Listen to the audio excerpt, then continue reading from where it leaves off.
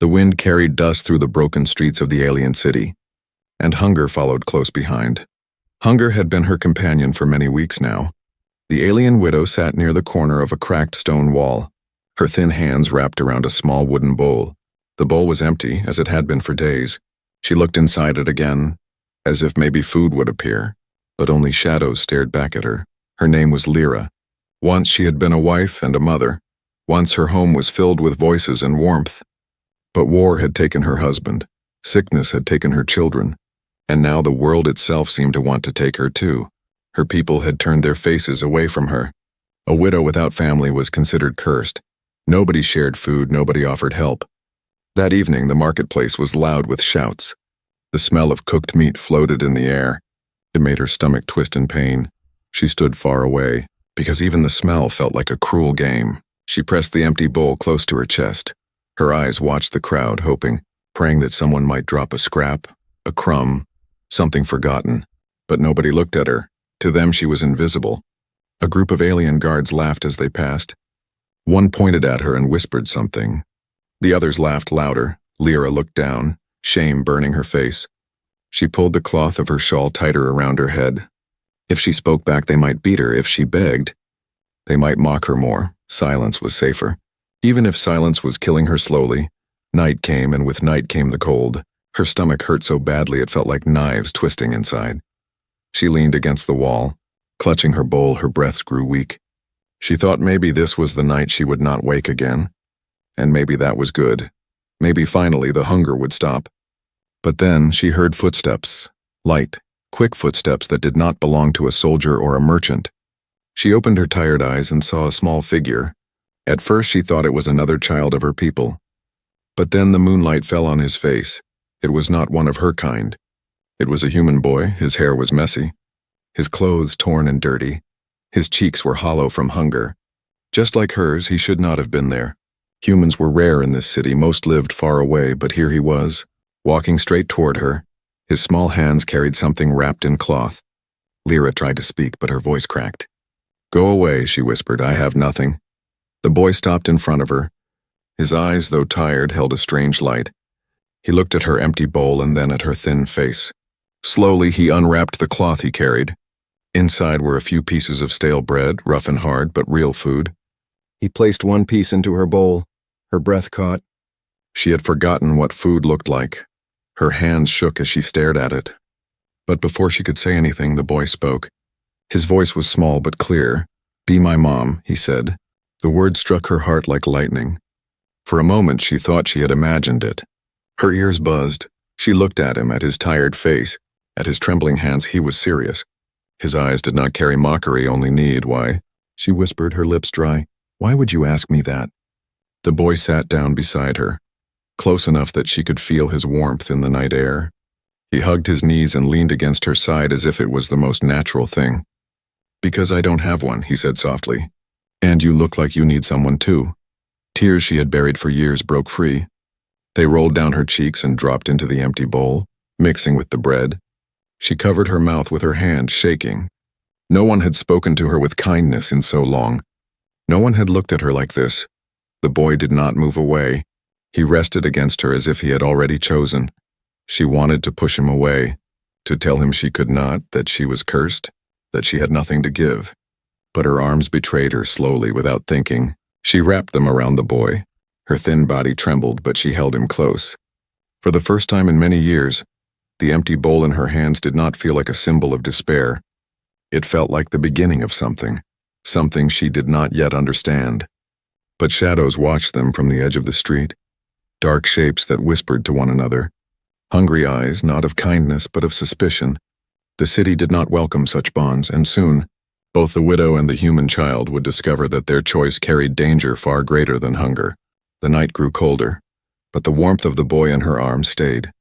Lyra sat against the broken wall with the human child leaning on her shoulder. Her mind was full of questions. Why was he here alone, in a city that despised strangers? Why had he chosen her of all people? A starving widow with nothing to give. The bread still lay in her bowl untouched. Her hands trembled each time she looked at it. She wanted to eat, but another part of her could not. The boy had given it to her without fear, and his words kept echoing in her ears. Be my mom. At last she found her voice, weak but steady. Child, do you understand what you're asking? She whispered. Her kind did not mix with humans. The city would call it a crime. Both of them could be punished. The boy nodded as if her warning meant nothing. His eyes were clear, even if his cheeks were hollow with hunger. I don't care, he said. I just want a mom again. Something inside her cracked open. She remembered her own children, small hands tugging at her robe, little voices calling her name, all of them gone. But now this human child sat here looking at her with the same need. Her throat burned. I have no food, no home. No safety, she told him. If you stay with me, you'll starve too. The boy tilted his head. His voice came soft, almost like a secret. Then we can starve together. The words cut deeper than any blade. She covered her mouth, choking on her own sob. He should have been afraid. He should have run from her curse. But instead he chose her, a cursed widow invisible to her people. And yet in his eyes she was needed. She could not answer him, not yet. The boy leaned closer. He slipped his hand into hers and closed her fingers around the bread in the bowl. Eat, he said. You need it more than me. Lyra stared at him.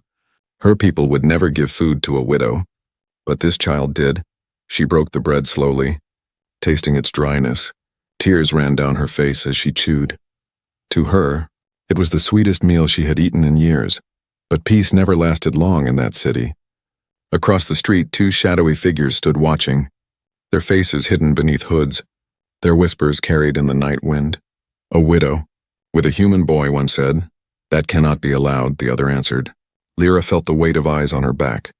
She stiffened, pulling the child closer. She knew this city too well. Anything unusual drew suspicion, and suspicion turned to cruelty. Come, she whispered to the boy. We cannot stay here. The boy did not ask questions. He simply nodded and followed.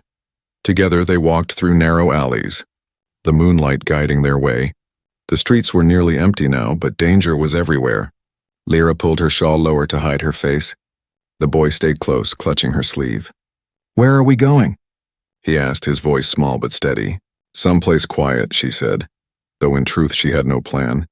The city had no safe place for her, let alone for a human child.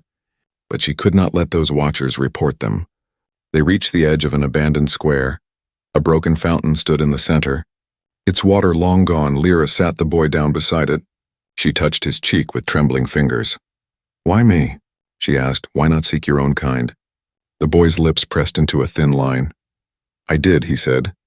They didn't want me. His eyes lowered. They said I was weak, that I would only slow them down. Lyra's breath caught. She understood. He was rejected too, cast aside just as she had been.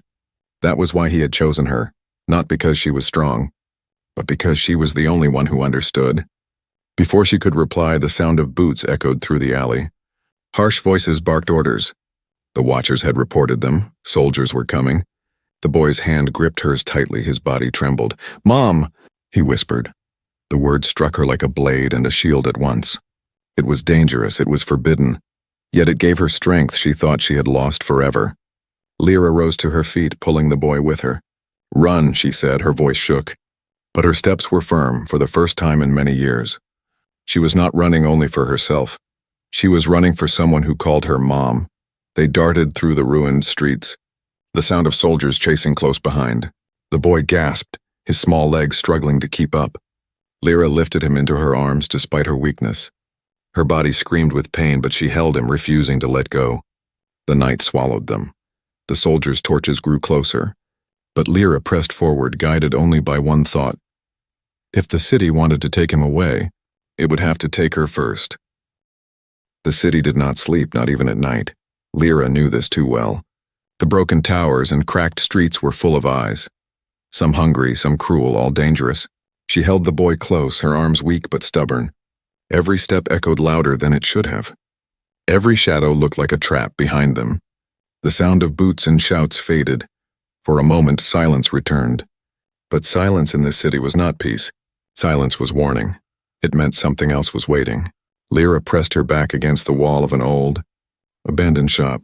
She tried to catch her breath. The boy clung to her shawl, his face buried against her shoulder. His small body trembled, but his voice whispered. They're gone, right? She stroked his hair, forcing her voice to stay calm. For now, she said. But her heart knew the truth. Those soldiers were not the only threat. From across the alley, two figures stepped out of the dark. The same hooded watchers from before. Their eyes glowed faintly under the shadows. Cold and sharp, they had followed silently. Waiting for the right moment, Lyra froze. Her arms tightened around the boy. The taller one spoke first, his voice like rusted iron. The law forbids this, he said. A widow cannot take in a child. And certainly not a human, the other sneered. She should be reported, but perhaps... His eyes slid to the boy. Perhaps the human is worth more than that. The boy shrank back, clutching Lyra's shawl tighter. Lyra's blood ran cold. She knew what they meant in this city. Children like him could be sold, traded like objects. His fate would be worse than hers. You will not touch him, she said. Her voice cracked but carried steel. The men laughed. And what will you do, starving widow? Strike us with your empty bowl? Lyra's hand trembled as it gripped the bowl tighter. They were right. She had nothing. But when she looked down at the boy's wide, frightened eyes, something fierce lit inside her chest. She stepped back slowly, pulling him with her. The watchers did not chase yet. They only smiled a predator's smile. Run then, one said. The city will catch you. If not us. Lyra didn't wait. She turned and fled down the alley, the boy's hand in hers. Her thin legs carried her faster than she thought possible. The boy stumbled, but she pulled him up again and again. Each corner they turned, she felt those eyes behind them, always watching. At last they found a narrow passage between two ruined buildings. She pushed the boy inside, pressing her finger to her lips. Quiet, she whispered, her chest heaved with breath. Her ears strained for footsteps. Minutes passed, or maybe only seconds. The shadows outside stretched long. A faint chuckle echoed in the distance, then nothing. Silence again. The boy whispered, Why are they after us? Because we don't belong, Lyra said, her voice heavy. Because we're weak. And the weak are prey here. The boy's small hand found hers. But you're not weak, he said firmly. You're strong. You're my mom. Her throat tightened. The word gave her courage. It was foolish, dangerous, maybe even impossible, but it gave her strength. She squeezed his hand back. Then I must protect you, still. She knew this city would not stop hunting them. Already news of a widow hiding a human would spread. Every corner would carry whispers, every shadow would carry eyes. Suddenly, a sound broke the quiet. A soft creak, metal against stone. Lyra looked up. Above them on the roof, a dark shape crouched, watching. Its eyes reflected the moonlight like a predator's.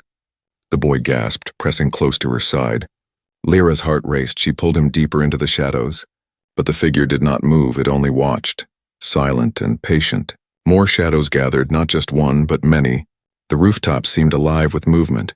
Faces hidden, eyes glowing, they did not strike yet. They were waiting, testing. Lyra understood the message. This was not about one or two watchers. The city itself had turned against them. She leaned close to the boy's ear, her whisper urgent. We cannot stay here, there is only one place left.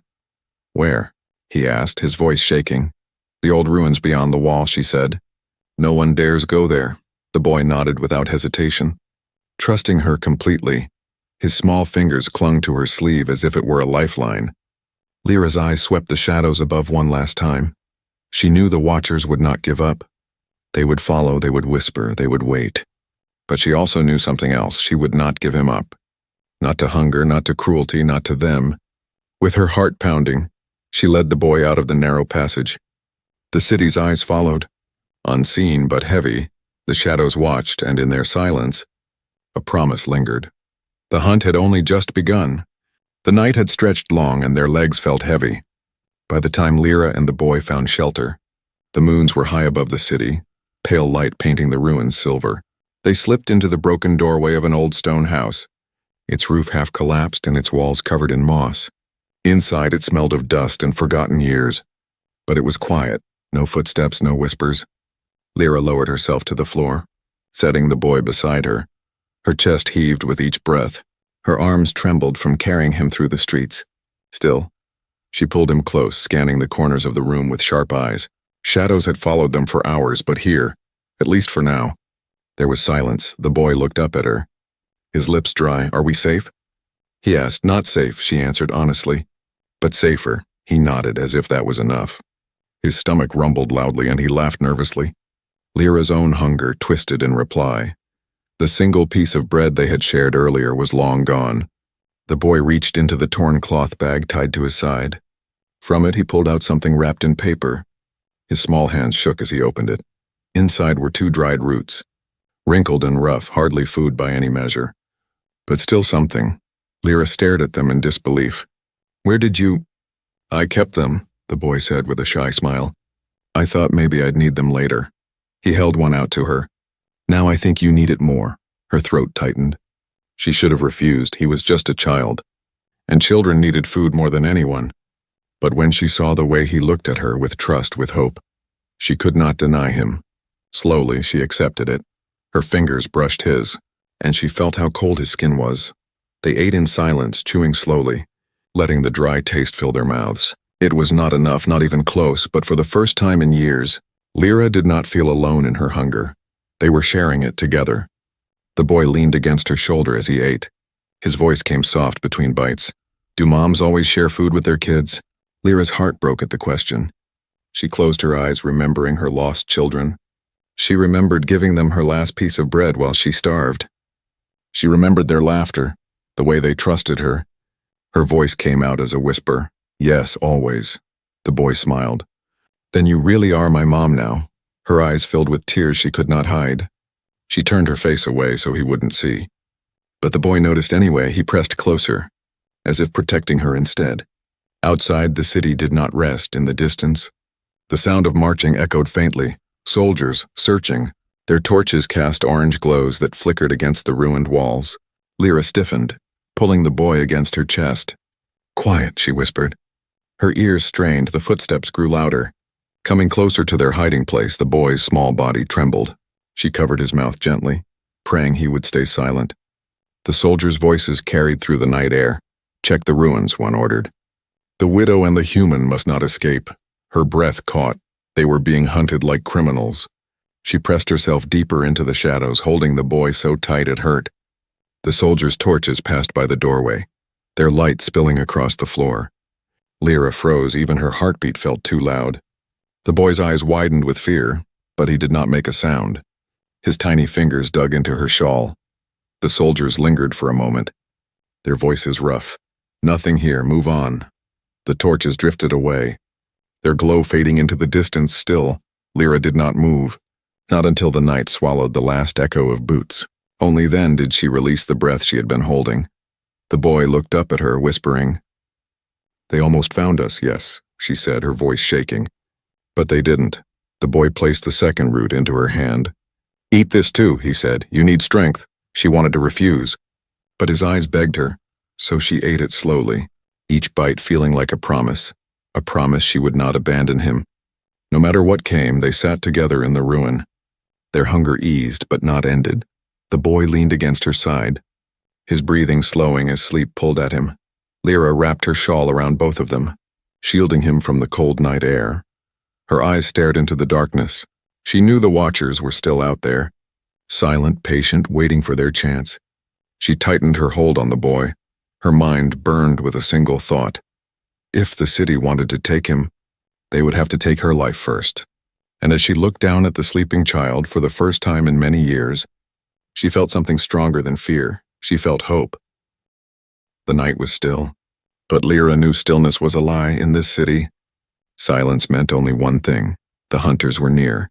She held the boy close under her shawl, her eyes scanning the ruined house around them. His soft breaths tickled her arm as he slept. But she could not rest, not even for a heartbeat. Then it came, a distant whistle, sharp and cold. Cutting through the night air, she froze. Her people used that whistle to signal a hunt. It was not for animals, it was for them. The boy stirred. "Mom?" he whispered, his voice small, frightened. She pressed a finger to his lips. "Quiet," she whispered. "We must go." He blinked sleep from his eyes. But when he saw the fear in hers, he understood. He nodded without a word. She lifted him into her arms, her body weak but her spirit fierce, and slipped out of the ruined doorway. The streets were darker here. Broken stones and shattered lanterns lined the alleys.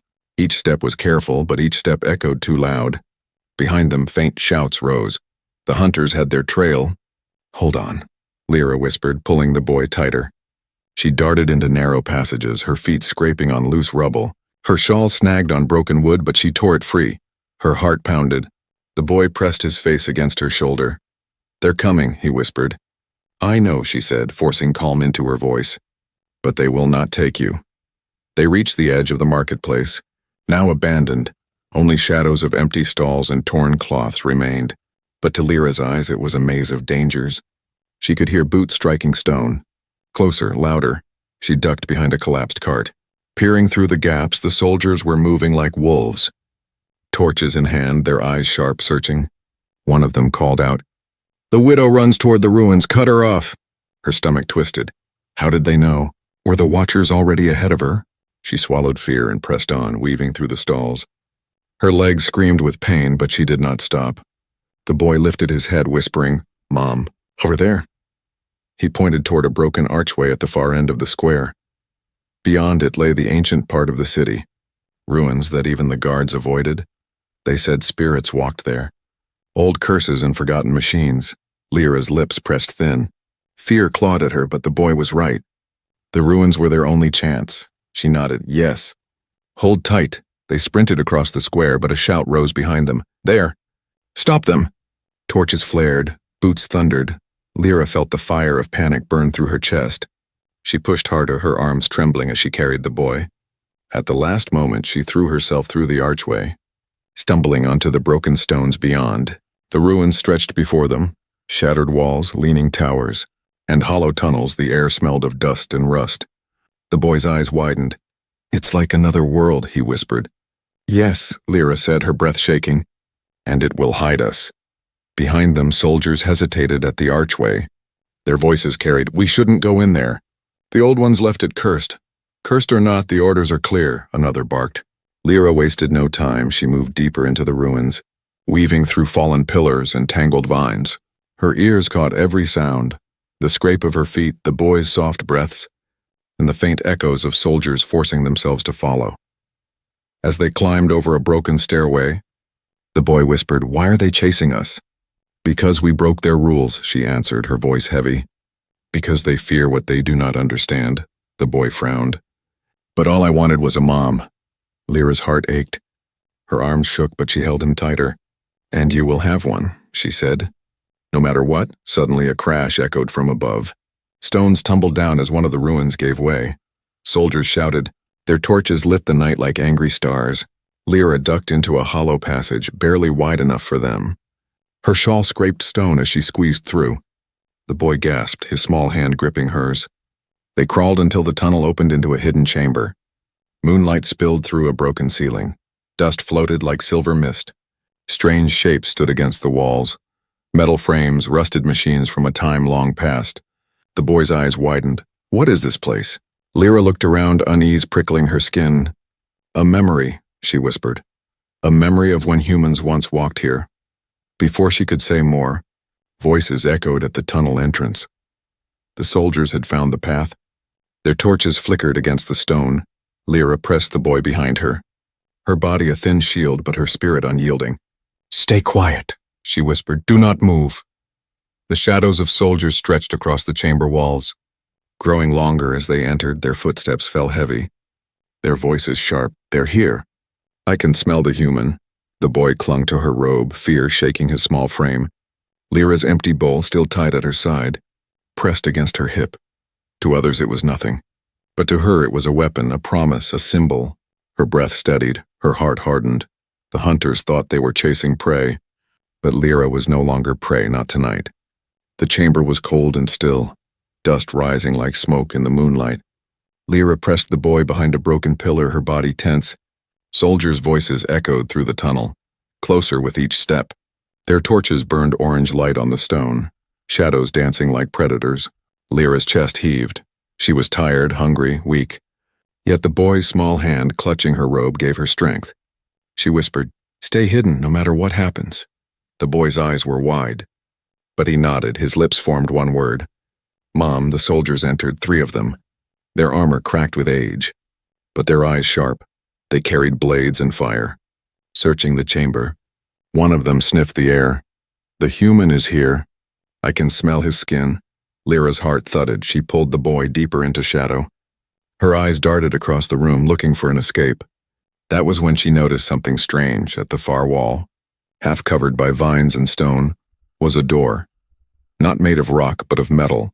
Rusted yet intact, her breath caught. She had never seen such a thing before. Her people built with stone and wood, not this. The boy saw it too.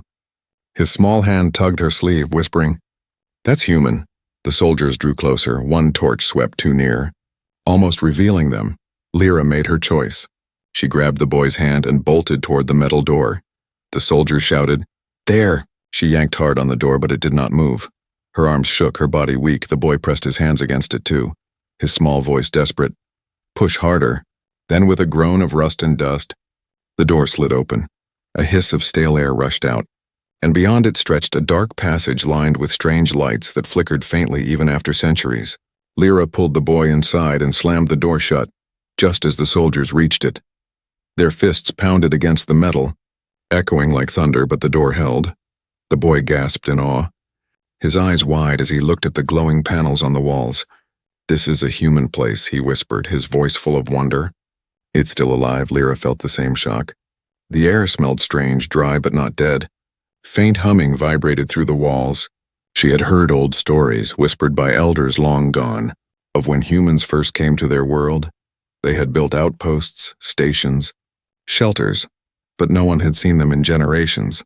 Her hands touched the wall, feeling the faint pulse of energy. It was as if the place itself had been waiting. The boy's steps echoed as he walked ahead. He touched a panel with his small fingers, and to Lyra's shock, the panel lit up. A soft glow spread across the corridor, showing symbols she did not understand, but he seemed to. His lips moved as if reading, "Access granted," he whispered, his voice shaking with disbelief. "Access?" Lyra asked, confused. "It means—" "It knows me," the boy said, his eyes shone. "It remembers humans." Her chest tightened. This place was not just shelter. It was a connection, a forgotten bond between her people and his. They moved deeper, passing through empty rooms filled with strange machines. Some were broken, some still hummed faintly. In one chamber, metal boxes lined the walls. Inside them lay old supplies, dried packs of food. Sealed tight, Lyra's hands shook as she tore one open. The smell of real food filled the air. She broke it in half and gave the boy the first piece. His eyes filled with tears as he chewed. She ate too, and for the first time in years, her stomach no longer felt like a pit of knives. As they ate, the boy whispered, "This place can protect us, Mom. We can stay here." Lyra looked around, hope rising in her chest, but then she remembered the pounding fists on the metal door. The soldiers would not give up. They would find another way in. And if they discovered this base, they would destroy it, just as they destroyed everything they feared. "No," she said softly. "We cannot stay forever." "They will come." The boy's shoulders slumped, but his eyes still shone. "Then we fight," he said. "With this place's help." Her lips parted in surprise. He was only a child, yet his words carried fire. She touched his cheek, whispering, "You are braver than any warrior I've ever known." A loud crash echoed behind them. The soldiers had found a new tunnel. Their voices carried, angry and hungry. The boy grabbed her hand, pulling her deeper into the base. "Come on, Mom. There's more ahead." They ran, lights flickering on as they passed, as if the base itself was guiding them at the far end. They entered a chamber larger than any before. At its center stood a tall console glowing faintly. Screens lit up with strange images of stars, maps, and words Lyra could not read. The boy stepped closer, his small fingers brushing the console. The screens brightened, humming louder, his face glowed in the light. "Mom," he whispered, "this place, it knows humans are gone. It's been waiting for someone to come back." Lyra felt her heart race. She did not understand, not fully, but she knew one thing. This forgotten base had secrets, and now those secrets belonged to them. Behind them, the soldiers' footsteps grew louder, closing in fast, but Lyra no longer felt only fear. She felt something new, something dangerous, hope mixed with defiance. The console's glow bathed the chamber in pale light. The boy stood before it, his small hands hovering over strange symbols. Lyra stayed close, her body tense. Behind them, the echoes of boots and shouts grew louder. The soldiers were almost here. Lyra gripped the boy's shoulder, whispering, "Stay behind me." But the boy shook his head, his eyes locked on the glowing screen. "No, Mom, this place, it listens to me." The console hummed louder, As if answering him, words in human script filled the panels. Lyra could not read them, but she saw stars flicker on the screen. Maps, coordinates, warnings, and then a message repeated in faint sound, ancient yet clear, outpost secure. Awaiting human command. The boy's eyes widened. It's waiting for me. Before Lyra could reply, soldiers poured into the chamber. Their torches flickered, blades shining. The leader pointed his sword. Step away from the human, widow. This is your last chance. Lyra's thin body trembled. But she stood tall, shielding the boy with her arms. No, she said, her voice was soft, yet steady. He is mine, he is my son. The soldiers laughed. Cruel and sharp, a cursed widow and a lost human. You think you can stand against us? The boy turned, his face glowing in the console's light. His voice rang out, small yet commanding. She's not cursed, she's my mom, the console answered. Lights burst across the walls, machines long dead hummed to life. The ground trembled as panels opened, revealing drones of metal, rusted but still moving. Their glowing eyes turned toward the soldiers. The men froze, their laughter dying. One whispered, "The old machines." The drones stepped forward, their arms unfolding into strange weapons. The console's voice echoed again, louder this time. Protective protocol activated, the soldiers shouted in panic. Some tried to charge, but beams of light struck the ground before them, forcing them back. The chamber shook with power long forgotten. Lyra held the boy close, her heart racing. She had never seen such strength. The hunters who had tormented her, who had laughed at her hunger and weakness, were now trembling, powerless. The leader snarled, "This isn't over!" He gestured for retreat, and the soldiers scrambled back into the tunnels, torches flickering wildly as they fled. Their voices echoed with fear. "The widow commands the machines. She will bring ruin." Silence returned, broken only by the hum of the console. The drones stood still, their glowing eyes watching, awaiting further command. The boy turned to Lyra, his face bright with awe and exhaustion. "Mom, we're safe, they can't hurt us now." Her knees gave way, and she sank to the floor, pulling him into her arms. Her thin body shook with relief. Tears spilled down her face, not of sorrow this time, but of something she thought she had lost forever. Hope. "You saved us," she whispered, brushing his hair back. "You gave me strength I thought was gone." The boy leaned into her, his small arms wrapping around her neck. "No," he whispered. "You saved me first." For a long moment they stayed like that, mother and son, two lost souls who had found each other in the darkest place. But Lyra knew their journey was not finished. The soldiers would not forget what they had seen. They would spread fear through the city.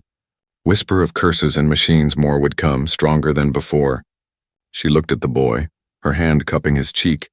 "If we stay here, they will return, but if this place truly listens to you..." The boy's eyes lit with determination.